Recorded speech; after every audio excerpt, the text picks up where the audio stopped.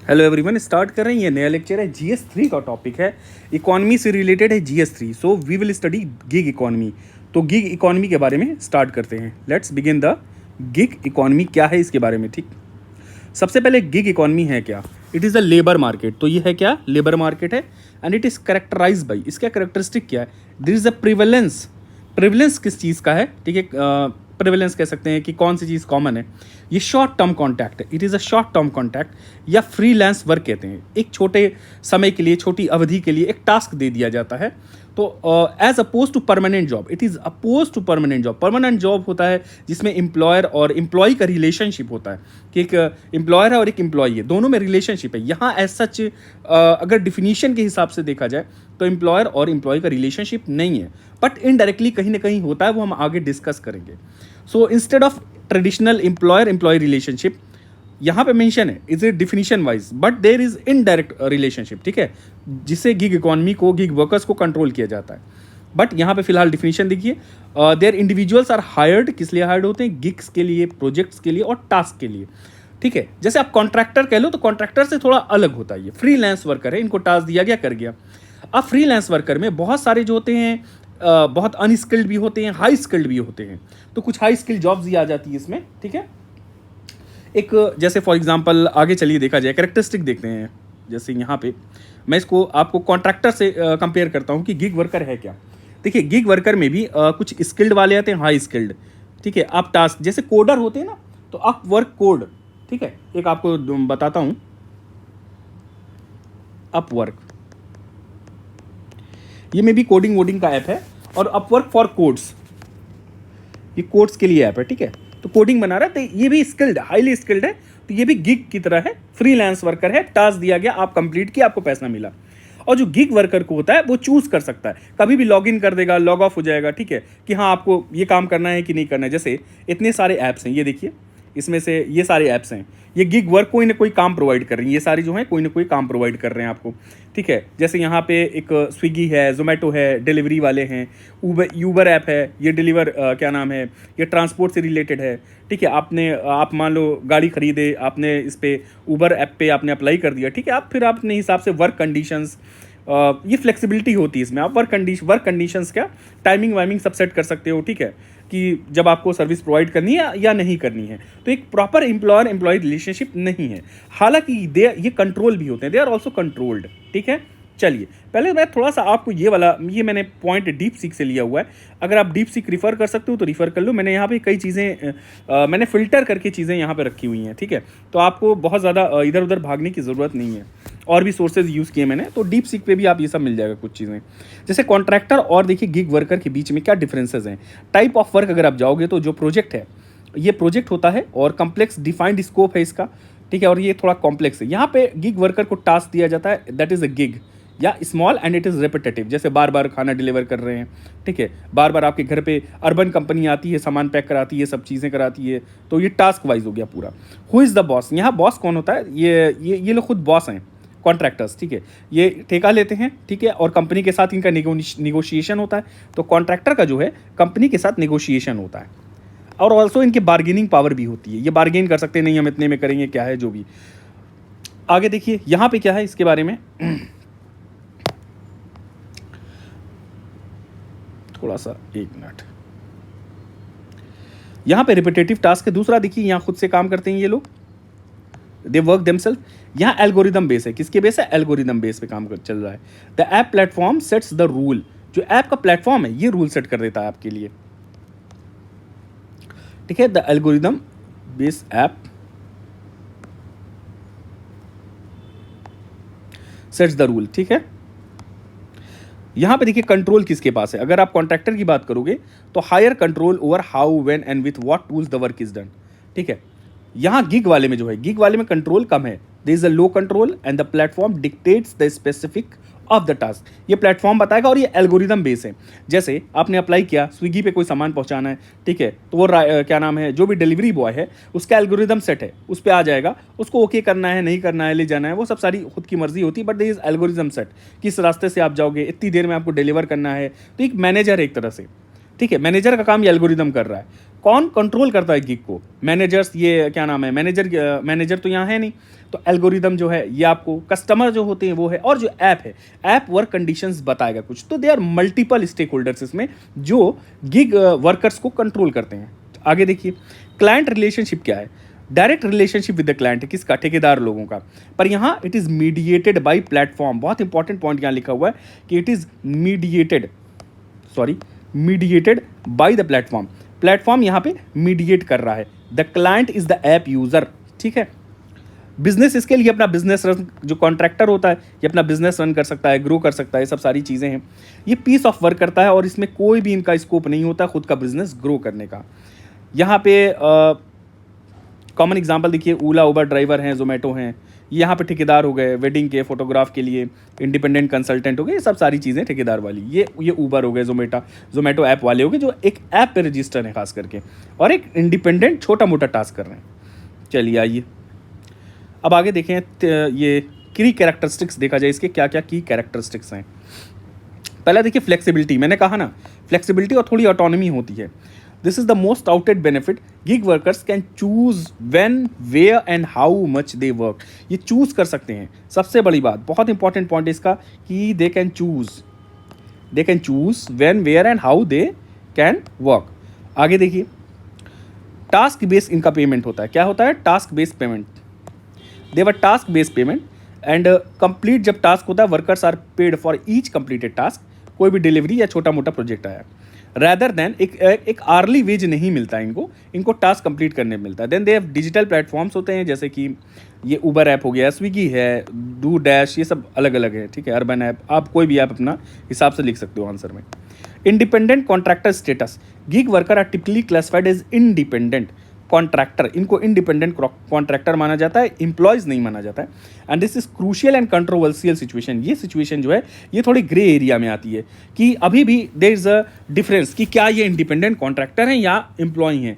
कई बार इनको एम्प्लॉय की तरह रेगुलेट किया जाता है, सब सारी चीज़ें होती, बट इनको एम्प्लॉय वाले बेनिफिट नहीं मिलते, ठीक है। कई बार मैनेजर इनको कंट्रोल करता है, दे आर मैनेज्ड, ठीक है, बाय द ऐप, ठीक है, एल्गोरिदम। तो एक एम्प्लॉय जैसा काम कर रहे हैं बट इनको बेनिफिट्स नहीं मिल पा रहे हैं, ठीक है। ये थोड़ा सा कंट्रोवर्शियल डिस्टिंक्शन है। चलिए आगे ये सब देखेंगे हम लोग, कहाँ कहाँ क्या चीज़ें। देखिए, कुछ नीति आयोग की एक रिपोर्ट आई थी, नीति आयोग की, this is NITI Aayog report.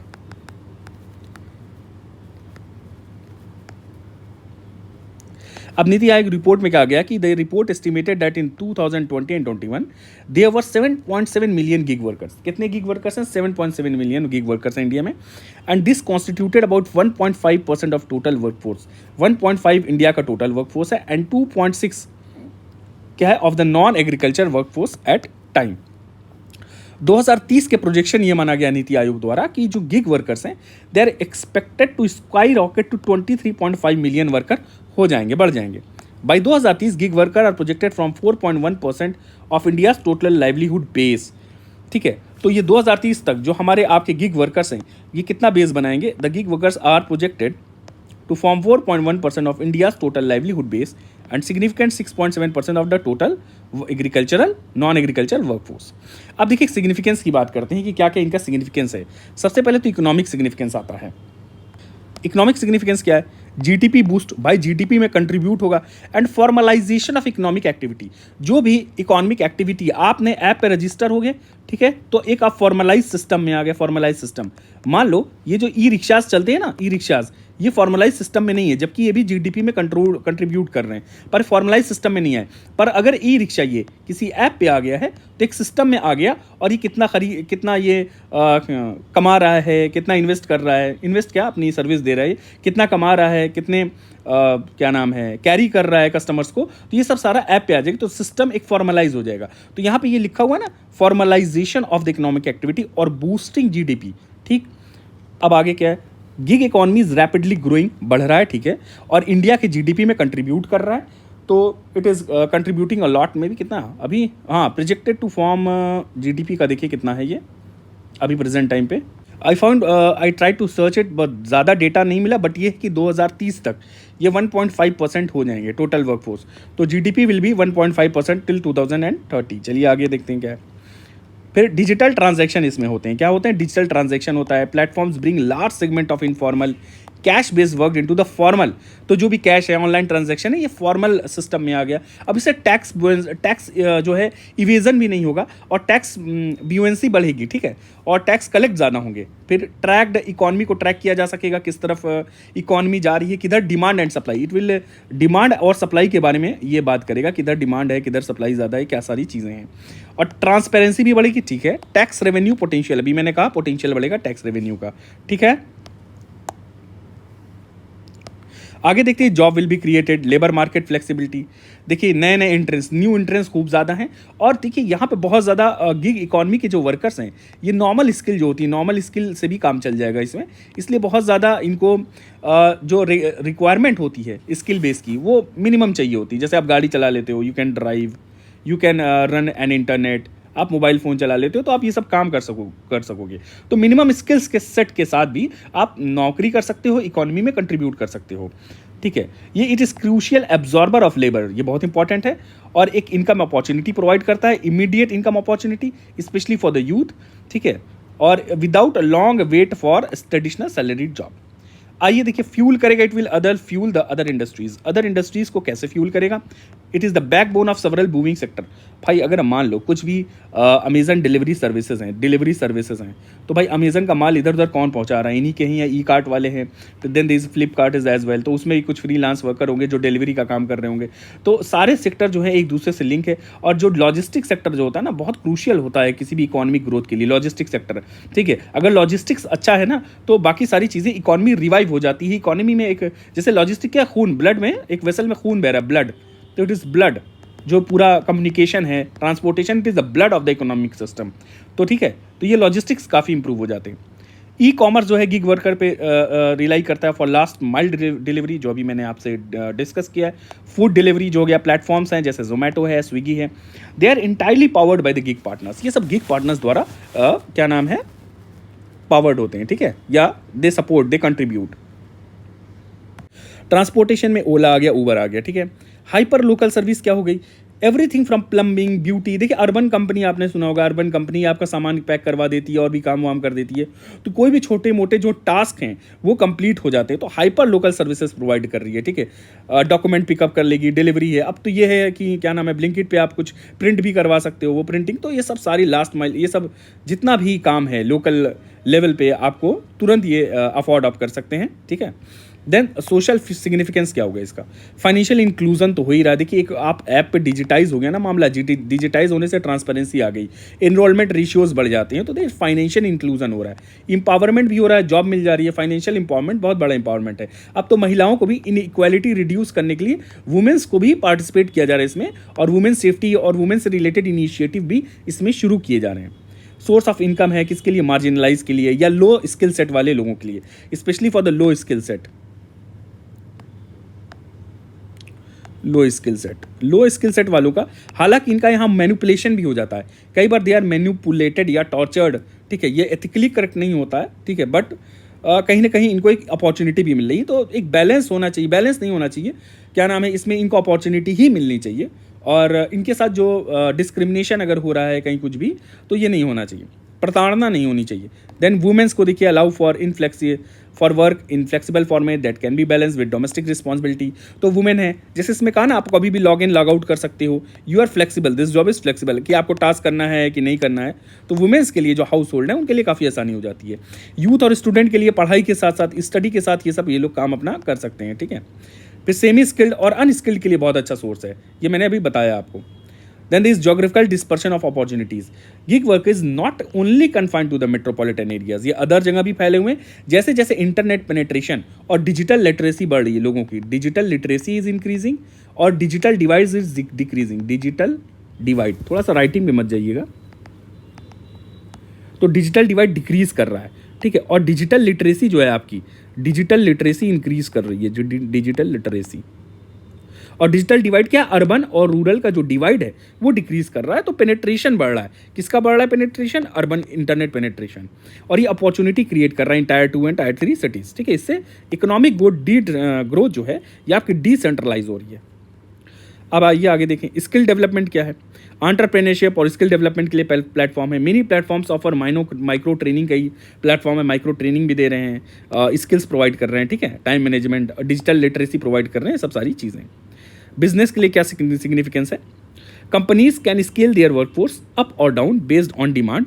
भाई डिमांड की बेस पे अपना काम वो कर सकते हैं कि भाई किस तरफ डिमांड जा रही है उसी हिसाब से काम करें, without fix cost associated with the permanent employees, ठीक है। अब यहाँ पीएफ वीएफ भी इनको नहीं दे रहा है तो कंपनी को तो बड़ा फायदा हो जा रहा है कि भाई पीएफ नहीं देना है, भाई एम्प्लॉयर एम्प्लॉय रिलेशनशिप है नहीं, तो ये तो नुकसान हो गया गिग वर्कर्स के लिए। तो गिग वर्कर्स के लिए तो लॉस हो जाता है निगेटिव में, बट ये जो बिजनेस है इनके लिए बड़ा पॉजिटिव हो गया कि हमें देना नहीं है, we don't have to abide by the rules, labor laws, labor codes, ये सब सारी चीज़ें।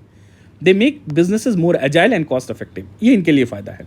डाइवर्स टैलेंट पूल मिल जा रहा है, business can tap into vast and on demand pool of talent, बहुत ऑन डिमांड जो पूल ऑफ टैलेंट है उसको टैप कर सकते हैं, ठीक है। और स्किल्स का सेट मिल जा रहा है, ठीक है, ये सब सारी चीज़ें।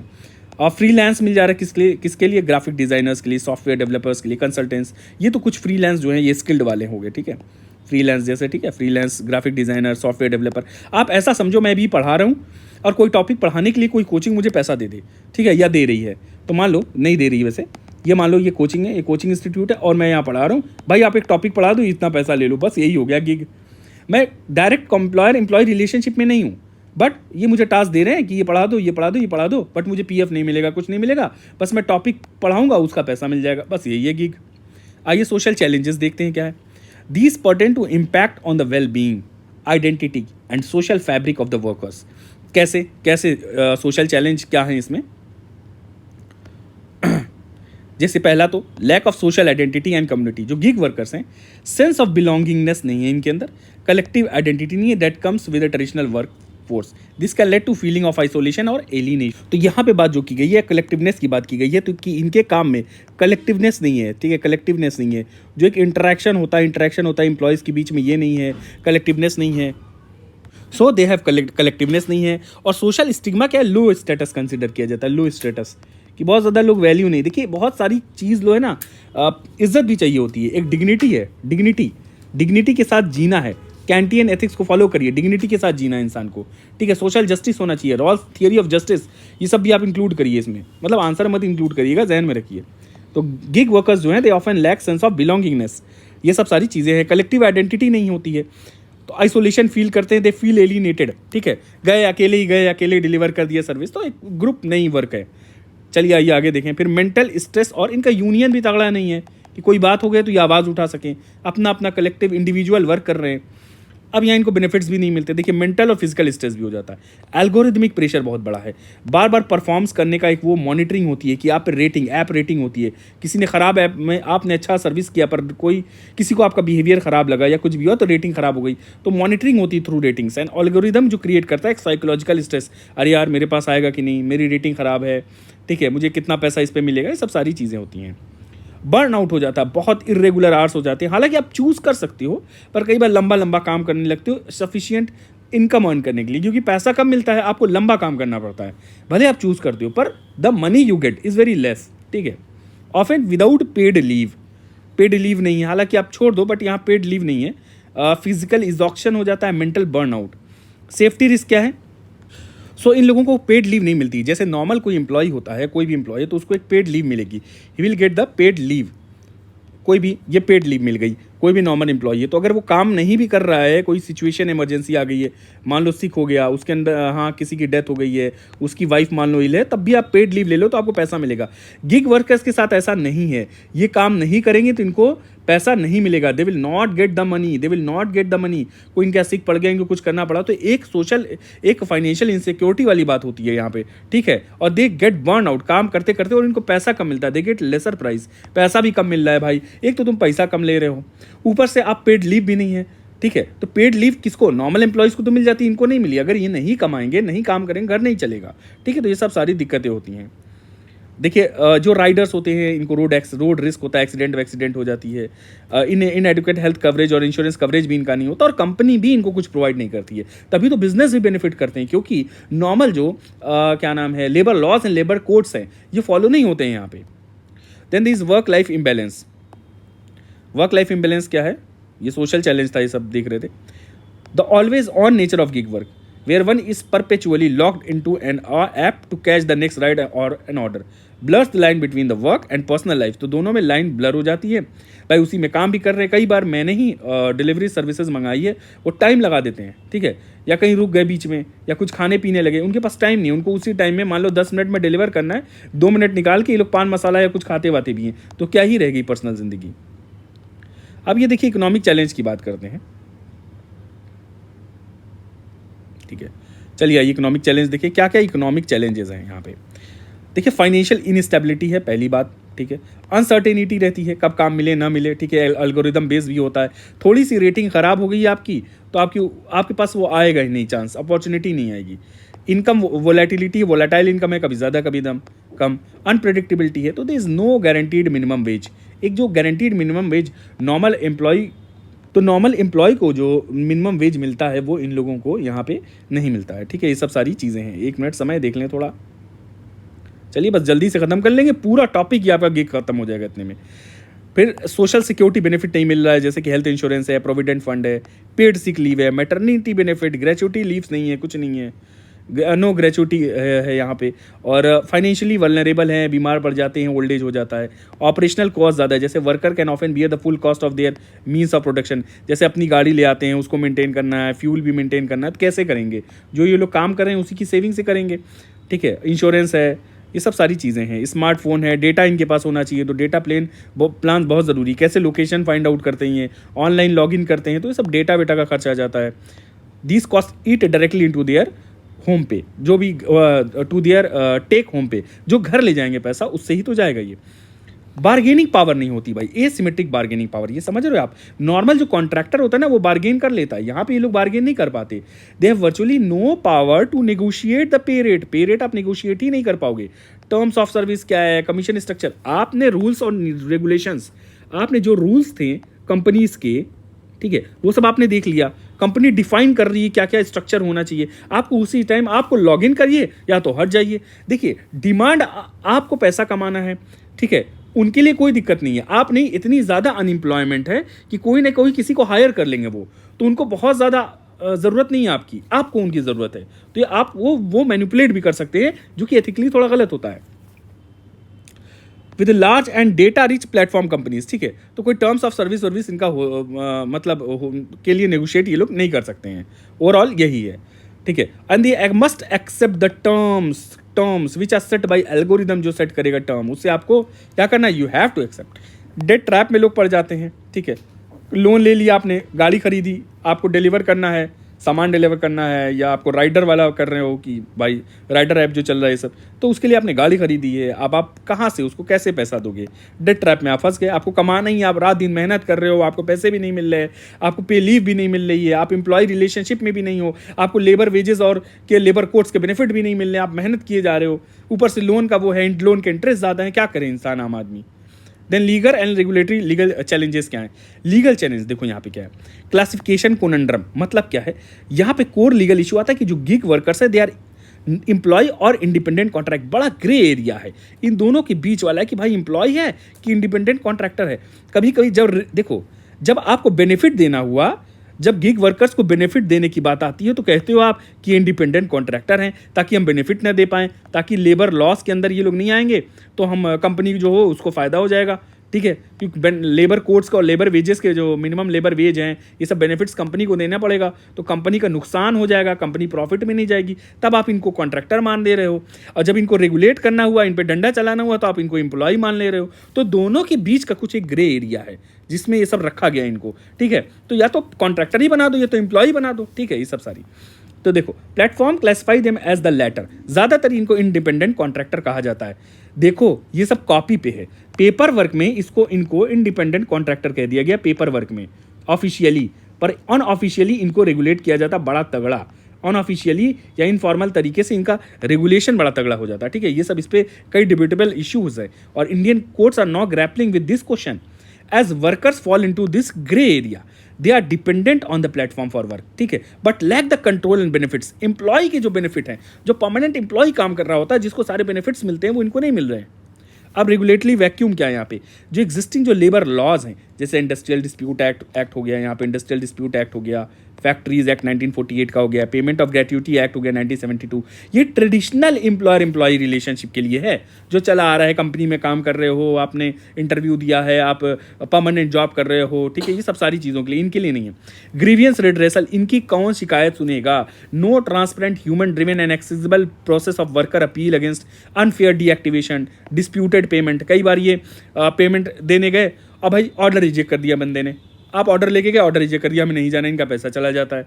ये दुकान से सामान पैसा कैश ऑन डिलीवरी, जैसे आपने कैश ऑन डिलीवरी की, ठीक है, अब वो आया, आपने मना कर दिया, पर वो बंदा तो वहाँ कैश पे कर चुका है ना, तो उसके लिए दिक्कत है। तो इसके लिए क्या ग्रीवेंस रिड्रेसल है? इनके साथ बदतमीजी हो रही है, इनको मैनिपुलेट किया जा रहा है कि हाँ हम तुम्हारी रेटिंग खराब कर देंगे, ये कर देंगे, वो कर देंगे, तो ये सब सारी चीज़ें। इम्प्लीमेंटेशन ऑफ न्यू लॉस, जो कोड ऑन सोशल सिक्योरिटी है 2020 का, it was a landmark step as it recognises the gig workers and platform workers. कौन वाला? 2020 वाला। And propose social security funds, तो कहा गया कि इनके लिए सोशल सिक्योरिटी फंड होने चाहिए, बड़ा इंपॉर्टेंट लाइन है। हाउ एवर जिसका इंप्लीमेंटेशन है वो स्टार्ट हो गया, और जो rules they are yet to be notified, अभी भी रूल नहीं आया हुआ है। राजस्थान का एक प्लेटफॉर्म बेस्ड गिग वर्कर है, ये वेलफेयर एक्ट 2023 का, ये आप आंसर में डाल देना कि किसी स्टेट का अच्छा इनिशिएटिव है तो। Rajasthan platform based gig worker registration and welfare act 2023 वाला आप डाल दीजिएगा। अपायनियरिंग स्टेट लेवल लॉ, जो एड्रेस करता है, क्या करता है, बहुत बड़ी बात है कि इट विल एड्रेस, ये क्या एड्रेस करेगा? Many of this issues by mandating a welfare board बनाएगा और एक फंड बनाएगा। क्या बनाएगा भाई साहब? ये एक वेलफेयर बोर्ड बनाएगा और एक फंड बना देगा। इसका इफेक्टिवनेस अभी टेस्ट करना है कि क्या इसका काम है और क्या आउटपुट है, आउटकम है, इसको मॉनिटरिंग करना पड़ेगा प्रॉपरली, तब जाके काम होगा। अब कलेक्टिव बार्गेनिंग राइट नहीं होती है, the legal ambiguity over their status denies the gig worker the right to form union नहीं बना सकते, पहले मैंने डिस्कस किया। कलेक्टिव बार्गेन नहीं कर सकते हैं, जो कि एक फंडामेंटल राइट है ट्रेडिशनल वर्कर के लिए। तो एक फंडामेंटल राइट का यहाँ पे एक तरह से देखा जाए तो हनन हो रहा है। आइए फाइनेंशियल हाँ, अब क्या वे फॉरवर्ड है, आइए देखते हैं। बस ये खत्म हो गया है, यहाँ पे देखते हैं way forward. This is the way forward, क्या करना चाहिए। ओह सॉरी, बस ख़त्म है लेक्चर। थोड़ा सा और पेशेंस से देख लीजिए, या पॉज कर लीजिएगा देखते देखते, या प्ले स्पीड बढ़ा। भाई प्ले स्पीड प्लीज़ 1.75 रखिएगा, नहीं तो दिक्कत हो जाएगी आपको, ठीक है। फालतू में क्यों इतना टाइम दे, 1.75 रखोगे, 10-15 मिनट में ख़त्म सब। फाइनेंशियल सिक्योरिटी इंक्लूजन क्या है, यहाँ पे देखिए, इनको ये वे फॉरवर्ड हम पढ़ रहे हैं। क्या पढ़ रहे हैं? This is way forward. पहले है इनको फाइनेंशियल सिक्योरिटी दीजिए, इंक्लूजन, एक इंस्टीट्यूशनल क्रेडिट दीजिए, कम इंटरेस्ट पे दे दीजिए, स्पेशल लोन दे दीजिए, फाइनेंशियल प्रोडक्ट, तो मोटिवेशन मिलेगा ना, ये और काम करेंगे और मेहनत करेंगे। जब इनका इंटरेस्ट कम देना होगा, इनको थोड़ा पैसा ज़्यादा होगा, तो ये और इकॉनमी फले फूलेगी और, ठीक है। कोलैटरल फ्री लोन दीजिए, कोलैटरल फ्री दीजिए, आप कुछ गिरवी मत रखवाइए, ठीक है। तो उससे भी एक इंटरेस्ट थोड़ा कम रखिए और थोड़ा सा ढील दे दीजिए। एक तो ऐसे ही है एकदम, मतलब अनएम्प्लॉयमेंट से आदमी परेशान है। देखिए रिचेस जो है बहुत ज़्यादा इंडिया में रिच लोग नहीं हैं, 10% जो हैं लोग, वो 90% ऑफ द मनी और सब कंट्रोल कर रहे हैं हर चीज़। बाकी सब नीचे का तबका है, 70% जो है, नीचे तो नहीं मानेंगे, वो भी इंसान है, 70% लोग जो है राशन ले रहे हैं फ्री में। आप समझ रहे हो, ये अच्छी बात नहीं है। तो कोलैटरल फ्री लोन जो है, आप कोलैटरल मत रखवाओ, ठीक है। ये सब सारी चीज़ें, स्किल एंड कैरियर डेवलपमेंट के लिए कुछ काम किया जाए, इनके लिए इनको ट्रेनिंग व्रेनिंग दिया जाए। क्या दिया जाए यहाँ पे देखिए, आउटकम बेस्ड स्किलिंग हो, जिसका कुछ रिजल्ट निकले, जॉब ट्रेनिंग प्रोवाइड कराई जाए, अपग्रेड कराया जाए इनके काम को, इनके स्किल को, इनको और एफिशिएंट बनाना है। ये सब सारी चीज़ें आप लिख देना आंसर में। और legal recognition and worker right, ये बड़ा इंपॉर्टेंट है भाई साहब, ये वाला आप ज़रूर याद रखिएगा, legal recognition and worker right. देखिए द मोस्ट क्रिटिकल एरिया जो है addressing fundamental issue of gig worker is legal status और एम्प्लॉय स्टेटस मिले इनको। तो grant gig worker a form of employ status which would legally entitle them to core worker right and benefit, तो इनको benefit core worker right का मिल जाए। जैसे यहाँ पे ओंटारियो और कनाडा और कैलिफोर्निया में ऐसा कुछ हुआ है जिनको मिनिमम वेज मिल रहा है। तो मिनिमम वेज कहाँ मिल रहा है, याद रखिएगा, इसको आंसर में डाल दीजिए, ओंटारियो, कनाडा और कैलिफोर्निया यूएसए में। बस लास्ट है, देखिए सोशल सिक्योरिटी और सेफ्टी नेट रखा जाए, जैसे कि it will directly tackle the lack of benefit like health और एक्सीडेंट इंश्योरेंस। तो सोशल सिक्योरिटी बेनिफिट्स में आ जाए। देखो अटल पेंशन योजना है, जीवन ज्योति बीमा योजना है, और सारी खूब ढेर सारी योजना है, तो उसमें इनको इनकलकेट किया जाए। लेट मी शो यू, कुछ थे योजनास,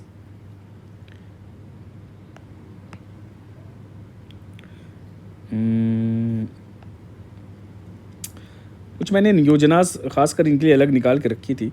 चलिए आइए देखते हैं अभी क्या है। Platform should benefit the paid sick leave, इनको मिलना चाहिए। क्या मिलना चाहिए? पेड सिक लीव मिलना चाहिए इनको। और ऑक्यूपेशनल इंश्योरेंस मिलना चाहिए, जैसे इंडोनेशिया का एक मॉडल है जहाँ पे use of digital system to provide accident insurance use मिल जाता है to all delivery and driver partner. Gender equality और इंक्लूजन की बात की जाए और रिसर्च एंड डेवलपमेंट किया जाए, गिग इकॉनमी में इक्विटेबल हो फॉर वुमेन के लिए, तो महिलाओं के लिए अच्छा है कि महिलाएं जो हाउस वाइफ हैं वो काम करें, वो ये सब भी कुछ काम कर सकती हैं। डिलीवरी वाला ना करें तो कुछ और बहुत सारे ऐप्स आए हुए हैं जो महिलाएं घर बैठ के टास्क कोई भी कंप्लीट कर सकती हैं, ठीक है। Research the unique challenge faced by the women on platform to design better incentive और हेल्प देम टू ग्रो, ये सब है। टैक्स ब्रेक्स और ग्रांट दिया जाए टू बिजनेसेस। अब यहाँ पे क्या कुछ इंसेंटिव बिजनेस को दिया जाए, incentivizing women worker, give tax breaks to grant और grant to business that have high proportion. भाई जहाँ पे महिलाएं बहुत ज़्यादा काम कर रही हैं उनको कुछ टैक्स ब्रेक, टैक्स में कमी दे दो, कुछ ग्रांट दे दो, ठीक है, थोड़ा सा ढिलाई कम कर दो, ठीक है। जो रेगुलेटरी और लीगल जो कंप्लायंस है वो थोड़ा सा आप कम कर दीजिए उन बिजनेसेस के लिए जहाँ पे वुमेन्स को ज़्यादा रखा गया है। फिर जेंडर इक्वालिटी की बात करिए इन मैनेजमेंट, ये सब है, मैनेजर हो फीमेल। लेजिस्लेटिव, गवर्नमेंट का लेजिस्लेटिव रोल क्या है, देखिए this outlines the necessary step for regulation, necessary step to regulate and protect the worker. Comprehensive legislation होना चाहिए, क्या, एक डेडिकेटेड लॉ हो to regulate the gig economy as existing laws, ताकि मैनिपुलेशन, डिस्क्रिमिनेशन, किसके साथ, गिग वर्कर्स के साथ मैनिपुलेशन ना हो, डिस्क्रिमिनेशन ना हो, उनकी प्रताड़ना ना हो, ठीक है, ये सब सारी चीज़ें, और उनको एक मिनिमम वेज मिल सके, ये सब उनका राइट है, उनको मिनिमम वेज पाना राइट है, ठीक है। सब फंडामेंटल राइट में आ जाएगा, राइट टू लाइवलीहुड डीपीएसपी में आ जाएगा आपके, तो ये डीपीएसपी कवर कर रहा है, ठीक है, सोशलिस्टिक प्रिंसिपल वाला, सोशलिस्टिक डीपीएसपी में आ गया, फंडामेंटल राइट आ गया, right to life and liberty article 21 में आ गया, तो ये सब सारी चीज़ें हैं। और सोशल सिक्योरिटी बेनिफिट्स जो नीति आयोग के अकॉर्डिंग इन लोगों को मिलनी चाहिए, तो ये पूरा हो गया। थोड़ा सा कुछ स्कीम्स में अगर बता दूं आपको, सोशल सिक्योरिटी बेनिफिट्स में कुछ आ जाएंगे, जैसे कि फॉर एग्जांपल बेनिफिट्स, कुछ गवर्नमेंट इनिशिएटिव्स अगर आप देखो, गवर्नमेंट इनिशिएटिव, तो गवर्नमेंट इनिशिएटिव्स कुछ ऐसे ऐसे हैं, फॉर एग्जांपल लेबर कोड्स है, लेबर कोड, जितने सारे लेबर कोड्स आए इनके लिए, ठीक। देन ये है प्रधानमंत्री श्रम योगी मानधन योजना, श्रम